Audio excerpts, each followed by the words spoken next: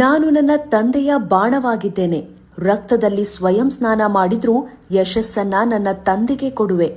ನನ್ನ ಸಹೋದರರಿಗೆ ನಾನು ಗುರಾಣಿಯಾಗಿರುವೆ. ಸಂಘರ್ಷದಲ್ಲಿ ಅವರ ಮುಂದೆ ನಿಲ್ಲುವೆ ಹಾಗೂ ಶಾಂತಿಯಲ್ಲಿ ಅವರ ಹಿಂದೆ.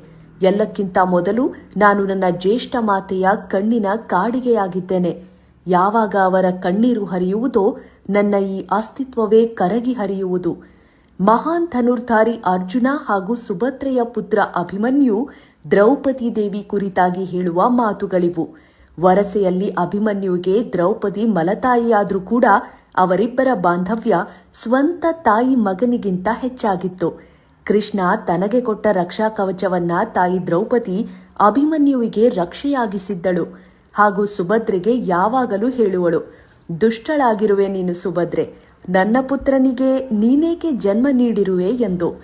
ಅದಕ್ಕೆ ಸುಭದ್ರೆ, ರತ್ನವು ಕಲ್ಲಿನಲ್ಲೇ ಜನಿಸಿದ್ರೂ ಅದು ಆಭರಣವಾಗಿರೋದು ಸಾಮ್ರಾಜ್ಞಿಯ ಕೊರಳಿನಲ್ಲಿ ಎನ್ನುವ ಉದಾರತೆ ಕೂಡ ಸುಭದ್ರೆಯಲ್ಲಿತ್ತು. ಈ ರೀತಿ ಮಹಾಭಾರತದ ಅನೇಕ ಕಥೆಗಳು ಸಂಬಂಧಗಳ ಮೌಲ್ಯ, ಭಾವನೆ ಹಾಗೂ ಧರ್ಮವನ್ನ ಕಾಲಾತೀತವಾಗಿ ನಮಗೆ ಜ್ಞಾಪಿಸುತ್ತಿರುತ್ತವೆ.